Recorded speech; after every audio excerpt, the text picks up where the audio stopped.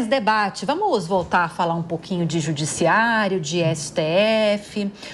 O líder, Ana, sorriu. É um bom sinal ou não, Ana? É sinal de que você quer que eu comece essa rodada com... Agora que a audiência estava voltando a gostar um pouco de mim, você já vai jogar o STF na pauta de novo. Não tem como não gostar de você, Ana. Eu posso discordar de tudo que você fala, embora eu não discorde, tá? Muito obrigada. Concordo praticamente com pela tudo. parte que me toca. Mas olha, que personalidade é essa, Diana?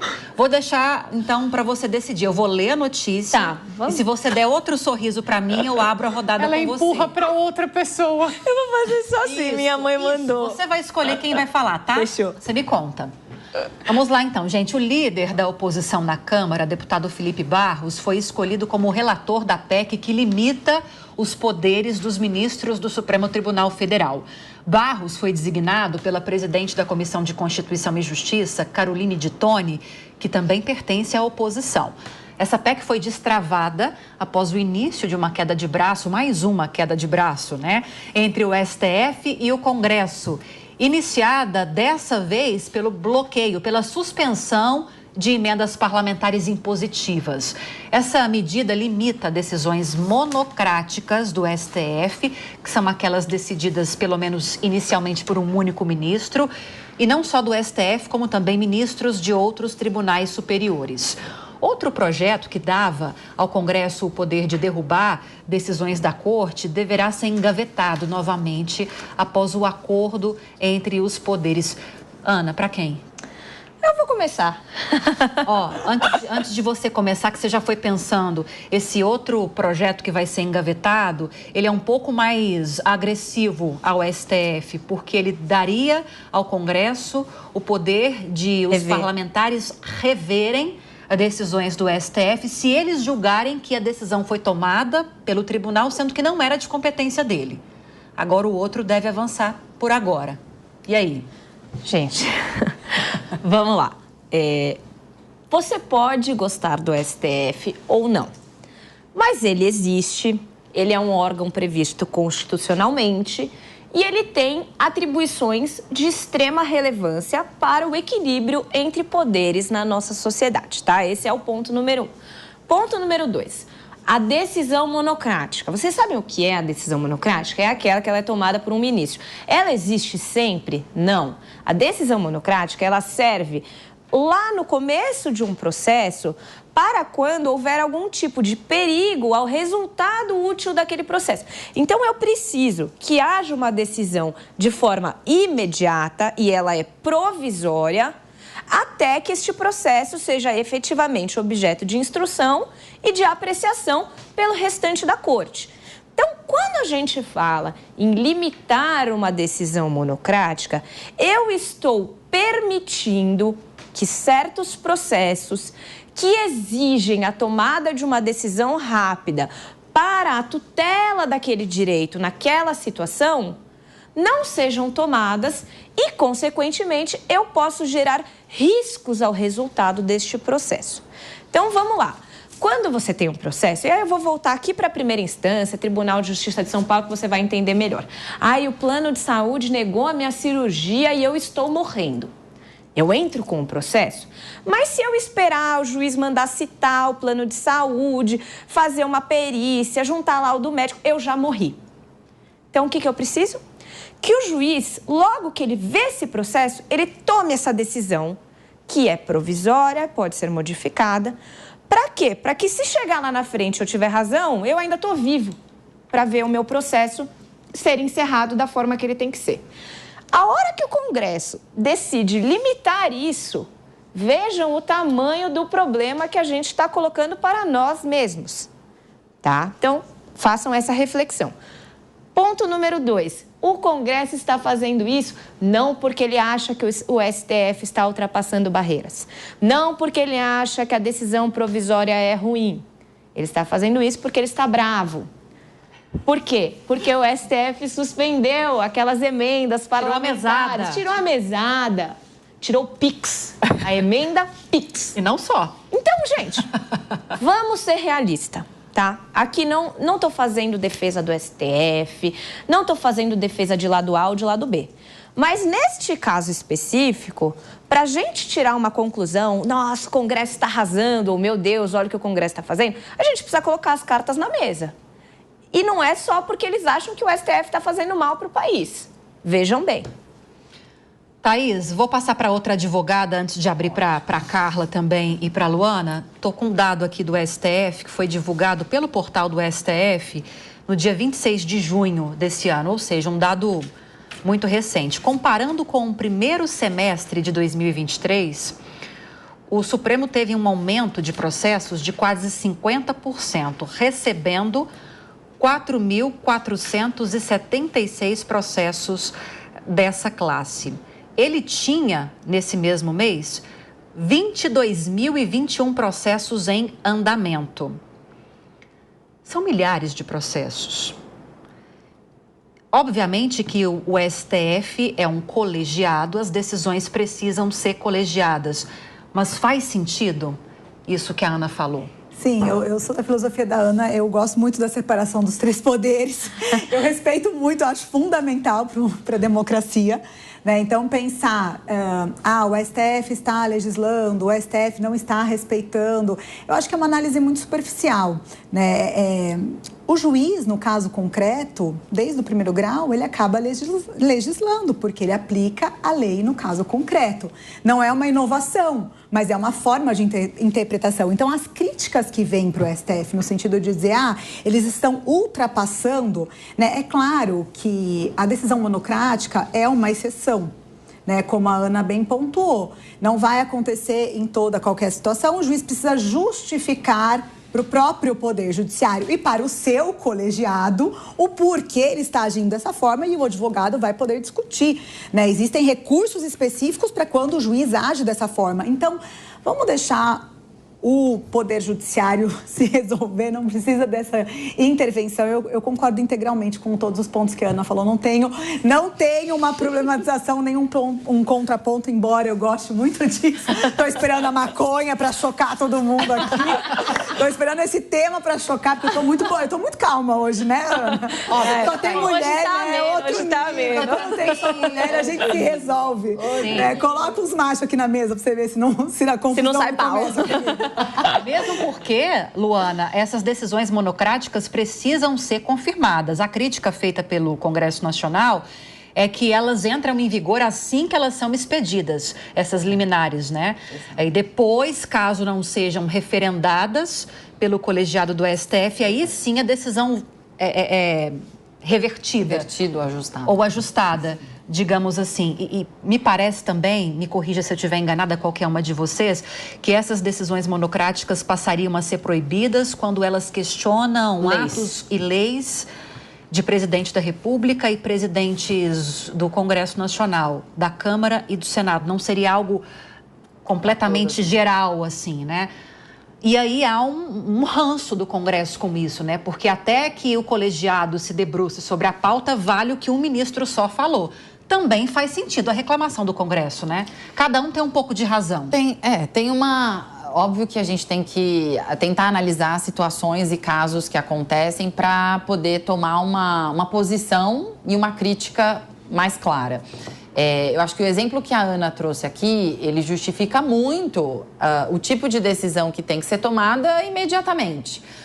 Existem outras decisões que, com certeza, você poderia aguardar um tempo para que se acomode aquela decisão a uma série de outras ações que estão acontecendo e que podem ter um impacto até mais nocivo para a sociedade. Então, vamos pensar um caso real, que foi o caso do PIX, das emendas PIX, e eu acho que trazer esse recorte aqui, né? Eu falei disso até no Jornal da Manhã, nesse final de semana, quem estava nos acompanhando, explicando ali um pouco com o Acácio sobre as emendas PIX.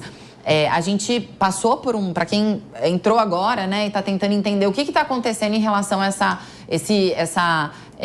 tentativa do Congresso de punir, vamos dizer assim, o STF, né, ou colocar ali uma pauta que é contrária em detrimento a uma outra que foi colocada. O STF acabou de emitir um mandado, né, um pedido de bloqueio das emendas PIX, que são emendas que são destinadas para os estados, municípios, né, especialmente para os municípios. A gente está falando agora de um ano de eleição. de forma imediata e sem nenhum rastreamento, sem nenhum tipo de justificativa ou atrelamento, né, a convênios existentes nos municípios para o qual esse recurso vai ser destinado. Ou seja, os municípios podem utilizar os estados de forma independente, de forma aberta ali, de acordo com a sua prioridade.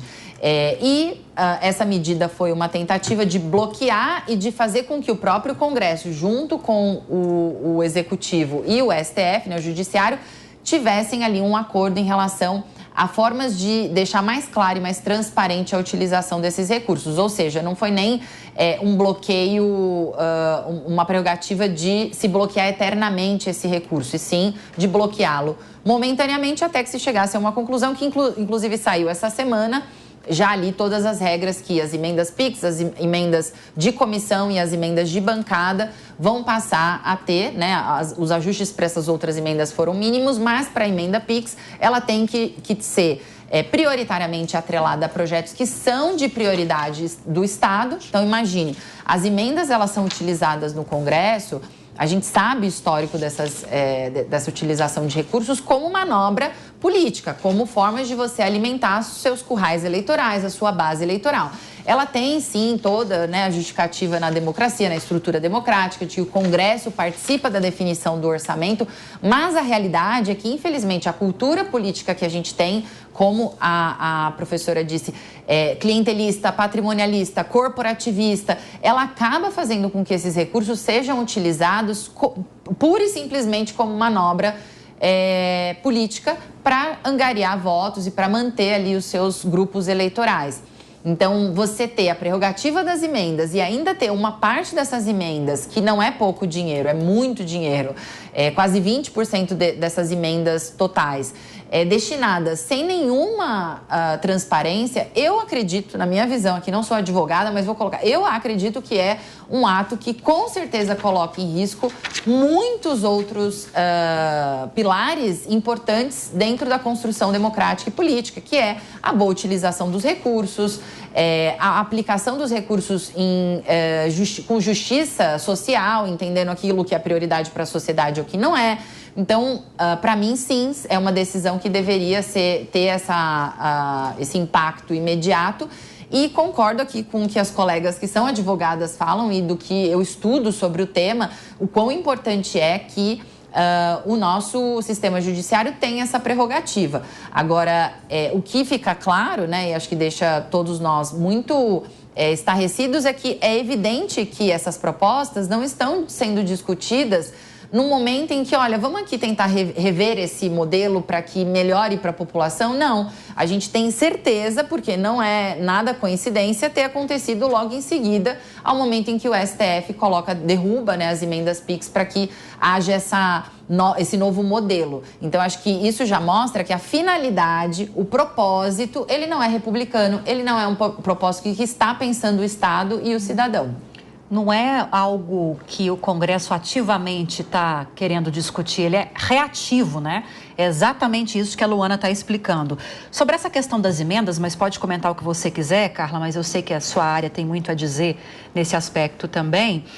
Nós, ao longo do Jornal da Manhã, principalmente, entrevistamos nesses últimos dias deputados e senadores, e o discurso deles, quando questionados sobre o fato de não haver transparência na destinação dessas emendas, é primeiro negar, dizendo que é assim. Aí você pergunta onde a gente encontra esse caminho. Você pode acessar o site, o portal da Câmara ou do Senado que está lá. Só que aí é algo tão geral ou generalista, para ser ainda mais específica, porque é tal o valor da emenda para a saúde, por exemplo. Tá, mas saúde? Quantos milhares de projetos na área da saúde a gente tem, né? Ou nem projetos, né? Às vezes uma obra que está inacabada. Sim. E precisa de ter andamento. Falta transparência. O STF errou. Olha, não, aqui eu acho que o primeiro ponto eu vou pegar um pouco a Thaís com a Ana. O que você quiser. E só lembrar um pouco daquela coisa de que falta educação. E quando a gente tem um Congresso, de uma forma genérica, né, tentando desmontar o STF o tempo todo, falta um ensinamento básico, que seria bom para todo mundo, é que você vende como se um ministro do Supremo um juiz qualquer, fosse um funcionário público. Ele não é, ele é um órgão de poder. Então, a decisão monocrática, ela é uma exceção, mas é um órgão de poder que está tomando aquela decisão. Para minha sorte, eu vivo com um professor de direito.